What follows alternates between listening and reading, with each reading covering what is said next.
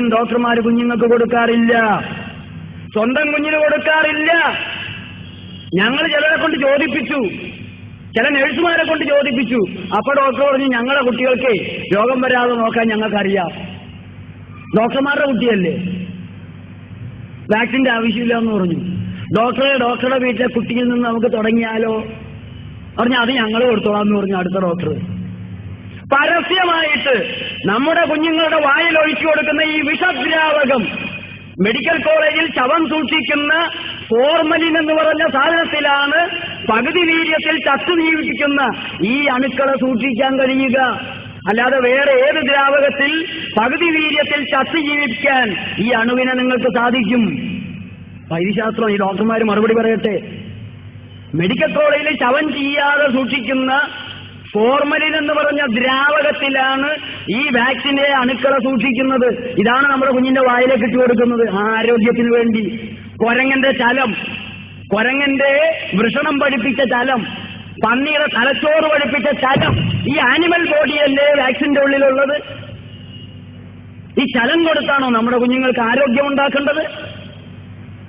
Mercury, സിമറോസിൽ, aluminium phosphate, formalin, മറ്റ് ഫംഗസുകൾ ഈ വാക്സിന്റെ ഉള്ളിൽ പിടിക്കാതിരിക്കാൻ ആംബിസിലിൻ തുടങ്ങിയ ആന്റിബയോട്ടിക്കുകൾ ഇതെല്ലാം ചേർത്തിട്ടാണ് ഈ കാളകൂടം നിങ്ങളുടെ കുഞ്ഞിന്റെ വായിലേക്ക് ഈ കഴിഞ്ഞ കുറച്ചു നാളുകളായി ഈ പോളിയോ വാക്സിൻ കൊണ്ട് ഞാൻ ചില പഠനങ്ങൾ നടത്തി വരികയാണ്. ഈ പോളിയോ വാക്സിൻ ഡീപ് ഫ്രീസറിൽ വയ്ക്കാതെ നിങ്ങളുടെ അന്തരീക്ഷ വായുവിലേക്ക് എടുത്ത് ഈ കുപ്പി വെച്ചാൽ 2 ദിവസം കൊണ്ട് ഇത് മുഴുവൻ മെർക്കുറിയുടെ ചുവന്ന നിറത്തിലേക്ക് ഈ മരുന്ന് വഷളാകും. പിന്നെ ഉപയോഗിക്കരുതെന്ന് പ്രത്യേകം എഴുതിയിട്ടുണ്ട്. അപ്പോ തണുപ്പൊന്ന് മാറിക്കഴിഞ്ഞാൽ ഈ പോളിയോ വാക്സിൻ എന്ന് പറയുന്ന സാധനം ഭീകരമായ വിഷമാകുകയാണ്. അപ്പൊ ഫ്രിഡ്ജിൽ നിന്നെടുത്ത സാധനം നിങ്ങളുടെ കുഞ്ഞിന്റെ വായിലേക്ക് ഇട്ട് കൊടുക്കുമ്പോ കുഞ്ഞിന്റെ ഉള്ളു മുഴുവൻ ഡീപ് ഫ്രീസറായിട്ട് ഇരിക്കുകയാണോ? കുഴപ്പമില്ലാണ്ട് അവിടെ ഇരിക്കാൻ. ആ ചൂടിലേക്ക് വിഷം മാറിക്കഴിയുമ്പോ പുറത്ത് അന്തരീക്ഷ വായുവിൽ ഇരിക്കുന്ന അതേ അവസ്ഥയിലേക്ക് ഈ മരുന്ന് ഭീകരമാവില്ലേ? ഇത് കോമൺ സെൻസ് അല്ലേ? ഈ വാക്സിനുകൾ ആരോഗ്യത്തിന് ഫലപ്രദമാണത്രേ. അതേസമയം സ്വതന്ത്രരായ ശാസ്ത്രജ്ഞന്മാർ ഈ വ്യാപകമായ വാക്സിനേഷനുകളാണ് എയ്ഡ്സിന് കാരണമായിരിക്കുന്നത് എന്ന് പഠനങ്ങൾ നടത്തി പുസ്തകങ്ങൾ പലതിറക്കിയിരിക്കുന്നു, സയന്റിഫിക് റിസർച്ച് പേപ്പറുകൾ ഇറക്കിയിരിക്കുന്നു. മരുന്ന് കമ്പനികളും ആരോഗ്യ വകുപ്പുകളും കൂടെ അത് മുക്കിവെച്ചിരിക്കുന്നു.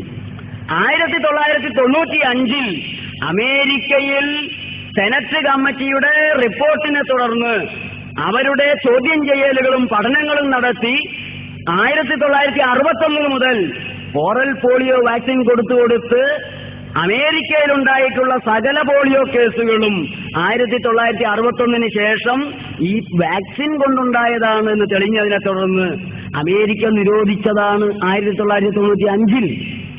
ആ വർഷം തന്നെയാണ് ഈ മരുന്നുകൾ മുഴുവനും നമ്മുടെ കുഞ്ഞുങ്ങളുടെ വായിലേക്ക് ഇരട്ടി തുള്ളിയായി ഒഴിക്കാൻ തുടങ്ങിയത്.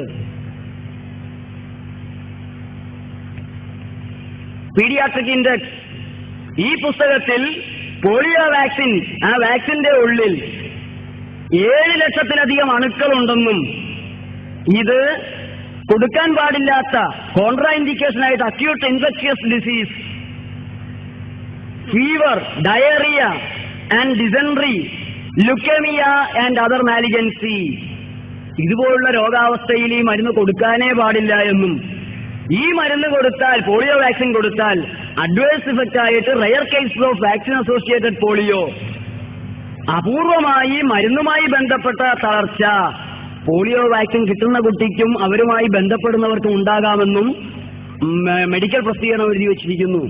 അതിന്റെ പുറയിലെ പരസ്യം നോക്കുക.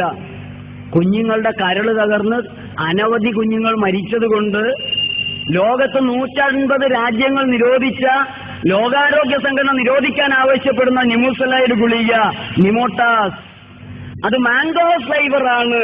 കുഞ്ഞിന് വെള്ളം കൂടി ഒഴിച്ചു കൊടുക്കേണ്ട ആവശ്യമില്ല. മാങ്ങയുടെ രുചിയുള്ള ഗുളികയായതുകൊണ്ട് നിങ്ങളുടെ കുഞ്ഞിന്റെ രുചിയോടെ ചപ്പി തിന്നോളൂ എന്ന് പറയുന്ന പരസ്യം ലോകം മുഴുവൻ 3M ഫാർമസ്യൂട്ടിക്കൽസ് എന്ന് പറഞ്ഞ ഒരു അതിഭീകര അമേരിക്കൻ കമ്പനിയാണ് സുപ്പീരിയർ ടു പാരാസെറ്റമോൾ എന്ന പേരിൽ ഈ നിമോസലൈഡ് മരുന്ന് കണ്ടുപിടിക്കുന്നത്. 1994 1994 അമേരിക്കൻ കമ്പനി കണ്ടുപിടിച്ച ഈ മരുന്നിന് ഇന്നേ വരെ അമേരിക്കയിൽ വിൽക്കാൻ ലൈസൻസ് കിട്ടിയില്ല.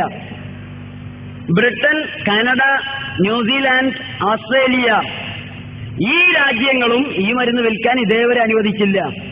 അനുവദിച്ച 150 രാജ്യങ്ങളും നിരോധിച്ചു. ഇനി 3-4 രാജ്യങ്ങളെ നിരോധിക്കാനുള്ളൂ. അതിലൊന്നും നമ്മുടെ മഹത്തായ ഭാരതമാണ്. കോടികളത്ര ഡ്രഗ് കൺട്രോളർക്ക് കിട്ടിയിട്ടുണ്ട് എന്ന് നിങ്ങൾ പോയി അന്വേഷിക്കുക. ഇതിൽ ഇത് മാത്രമല്ല അതിന്റെ പരസ്യം.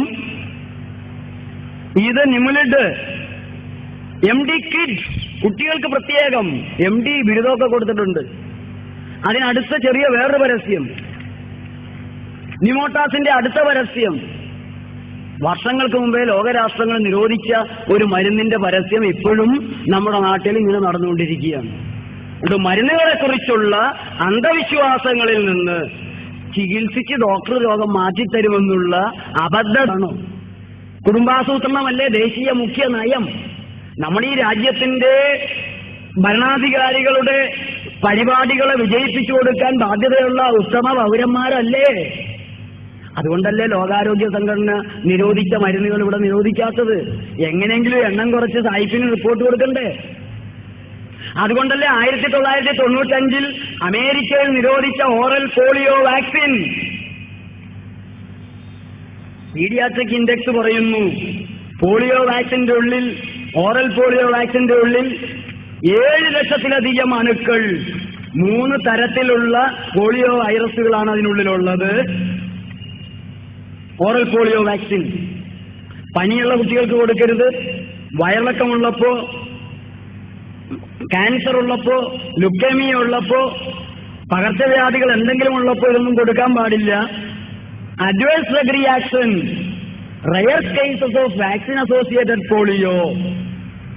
പോളിയോ മരുന്നെടുക്കുന്ന കുട്ടിക്കും ആ കുട്ടിയുമായി ബന്ധപ്പെടുന്നവർക്കും അപൂർവമായി പോളിയോ വന്ന് തളർന്നു പോകാം എന്നീ മെഡിക്കൽ ടെക്സ്റ്റ് പറയുമ്പോൾ അപൂർവമായി കുട്ടികളെ തളർത്തുന്ന പോളിയോ വളരെ വ്യാപകമായ ആ കുട്ടിയുടെ ബുദ്ധി തളർത്തും, ആ കുട്ടിയുടെ ലൈംഗിക ശേഷി തളർത്തും.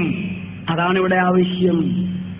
1995 അമേരിക്കയിൽ നിരോധിച്ച പോളിയോ വാക്സിൻ അങ്ങനെ തന്നെ കൊണ്ടുവന്ന് നമ്മുടെ കുഞ്ഞുങ്ങളുടെ വായിലേക്ക് കടത്തി.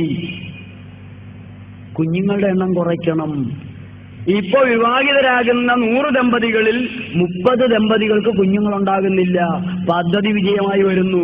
ആശുപത്രിയിൽ വന്ന് കീറിത്തരാൻ പറഞ്ഞു കഴിഞ്ഞാൽ ഒരത്തനും വരികയില്ല. സാരി കൊടുക്കാന്ന് പറഞ്ഞു, ബക്കറ്റ് കൊടുത്തു, 100 രൂപയും കയ്യിൽ വെച്ച് കൊടുത്തിട്ടും വരില്ല ദരിദ്രവാസികൾ എന്ന് പറഞ്ഞാൽ. അവനൊക്കെ വാക്സിൻ രോഗം വരാതിരിക്കാൻ. അടുത്ത മനുഷ്യരല്ലേ രോഗം ഉണ്ടാക്കുന്നത്. മനുഷ്യൻ വന്നില്ലെങ്കിൽ പിന്നെ രോഗം ഉണ്ടാവില്ലല്ലോ. അതുകൊണ്ട് ഭാവി തലമുറകളെ ഷെയ്പ്പ് ചെയ്യുക, എണ്ണം കുറയ്ക്കുക എന്നുള്ള അമേരിക്കൻ ആസൂത്രിത പദ്ധതിയുടെ ഭാഗമായി 1995 3 തുള്ളി തുള്ളിയാൽ ഭാരതമാകെ പോളിയോ വിമുക്തി എന്ന് പറഞ്ഞ് ചണ്ട പൊട്ടി തുടങ്ങിയ പോളിയോ വാക്സിൻ 2000 തീർന്നില്ല. 2002 നിർത്തുമെന്ന് പറഞ്ഞു, 2005 നിന്നില്ല, 2007 തുടരുകയാണല്ലോ. എന്താണ് ന്യായം? എന്താ ഇതിനുള്ളിലുള്ളത്? മെർക്കുറിയുണ്ട്. 2002 സിംവുഡ് എന്ന് പറഞ്ഞ് ജോർജിയ സംസ്ഥാനത്തെ ഒരു കോൺഫറൻസ് ഹാളിൽ അതീവ രഹസ്യമായി സെന്റർ ഫോർ ഡിസീസ് കൺട്രോളിന്റെയും ഫുഡ് ആൻഡ് ഡ്രഗ് അഡ്മിനിസ്ട്രേഷന്റെയും ഭാരവാഹികൾ മരുന്ന് കമ്പനികളുടെ പ്രതിനിധികളെ വിളിച്ചു വരുത്തി. വാക്സിനിൽ മെർക്കുറി ഉള്ളതുകൊണ്ട് ഓട്ടിസം പിടിക്കുന്ന കുട്ടികൾക്ക് അന്തർമുഖ രോഗം വരുന്നു. അതുകൊണ്ട് അമേരിക്കയിൽ ഇനി ഇറക്കുന്ന വാക്സിനുകളിൽ നിങ്ങൾ മെർക്കുറി ഉപയോഗിക്കാൻ പാടില്ല എന്ന് കൽപ്പിച്ചു. അവരതുപോലെ ചെയ്യുന്നുണ്ട്. നമ്മുടെ നാട്ടിൽ മെർക്കുറി ഇട്ട് തന്നെ ആരോഗ്യവകുപ്പ് കൊടുത്തുകൊണ്ടിരിക്കുന്നു. അന്തർമുഖ രോഗങ്ങൾ നമ്മുടെ നാട്ടിൽ ഓട്ടിസം ഭീകരമായി കൂടുന്നു. അന്വേഷിക്കുക, ശരിയാണോ അല്ലെന്ന് അന്വേഷിക്കുക. അപ്പൊ ഈ അലോപ്പതിയുടെ മരുന്ന് എന്നുള്ളൊരു കൽപ്പന, ഒരു രോഗത്തിന് ഇവന്റെ കയ്യിൽ മരുന്നില്ല എന്നുള്ള ഭാഗം ഞാൻ